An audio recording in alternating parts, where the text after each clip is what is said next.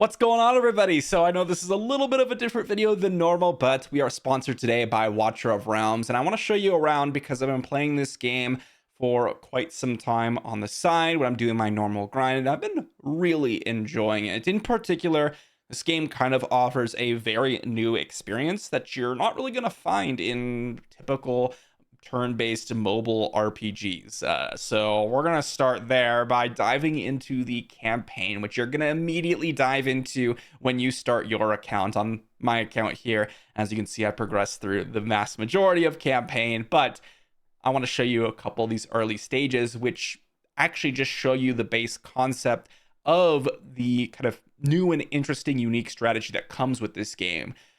Because it's not like a normal turn-based where you're gonna go through and one character takes a turn, uses an ability, another character takes a turn and uses an ability. Instead, we're gonna be placing our characters on the map and sort of have a tower defense style of gameplay, especially for your campaign. This is extremely true, but it even applies to various game modes like your dungeons or your gear raids or artifact raids and all the different modes inside the game that are able to be played, which there's a lot. There's so many different strategies with this because it's not just about, okay, I use these sets of characters and that's what's going to win me that specific battle. It's all about, okay, how should I angle my characters? How should I place them? Should I place them in this square or this square? Which character should I place in which square? All of these small decisions really add up to extremely unique strategies, including the fact that you could dismiss characters and replace them with a limit of 8 of your 10 selected characters to be able to place on the map. This really adds a whole new dynamic to the game and is going to really change up how you see your typical game modes, right? You're going to find the guild boss, or as I said earlier, gear raids or dungeons, which you'll normally find in other games.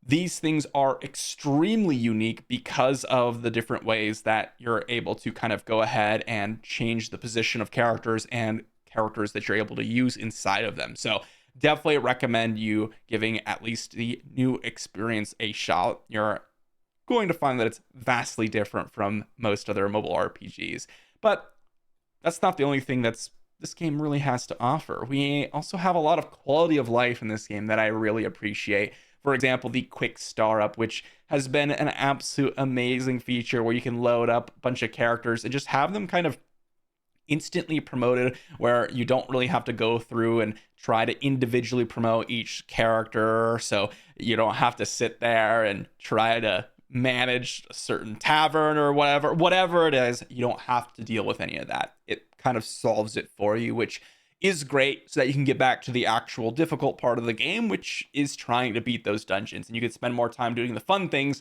rather than trying to go through and manage your account because they don't have the systems in place. This game does.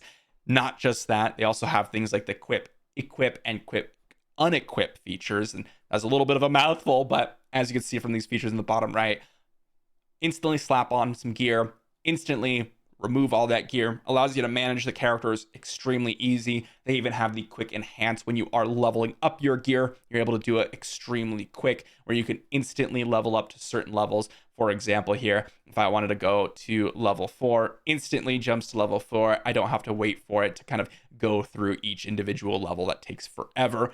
The game already has solved a lot of those initial issues that you might run into.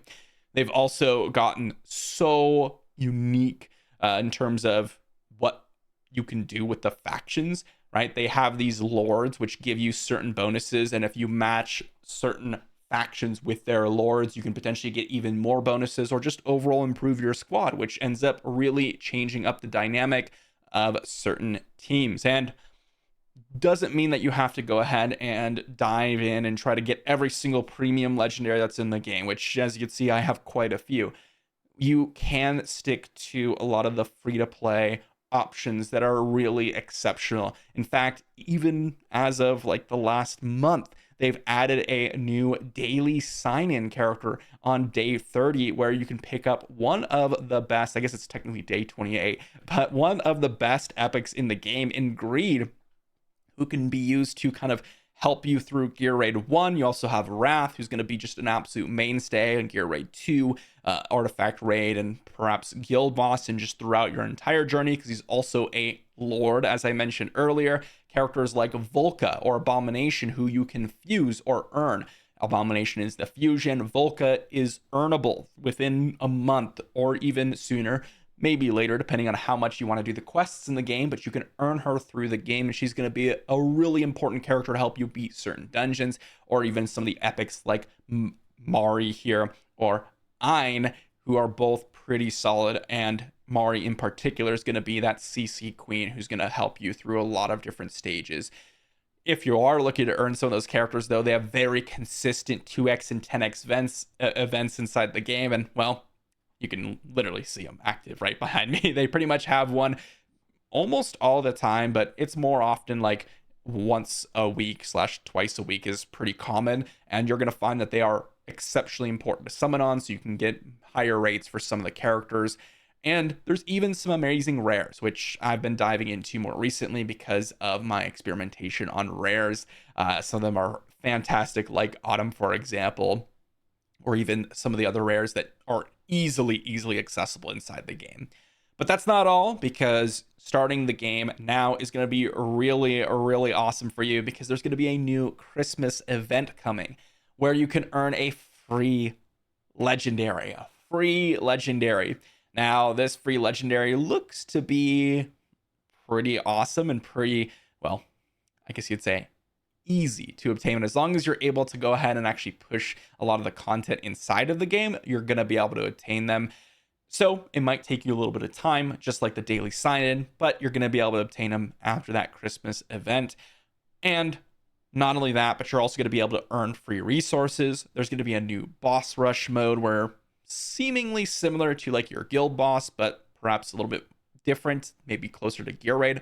Not quite sure on that one yet. It's going to be pretty cool.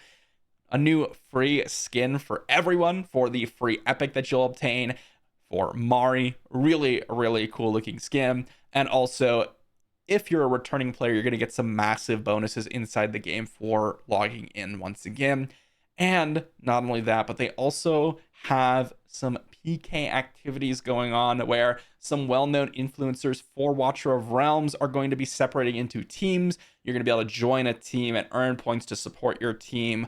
And I am part of the content creator program there, so I may be on one of these teams, and you can pass stages and join a camp and try to get that team to win, which is pretty awesome. So I hope to see you all kind of giving Watcher of Realms a shot, especially if you enjoy mobile RPGs. I think this is one of the best out there and really worth giving a shot. At least play it on the side and just enjoy yourself, because these games are the perfect game to play on your phone or whatever while you're doing your daily grind.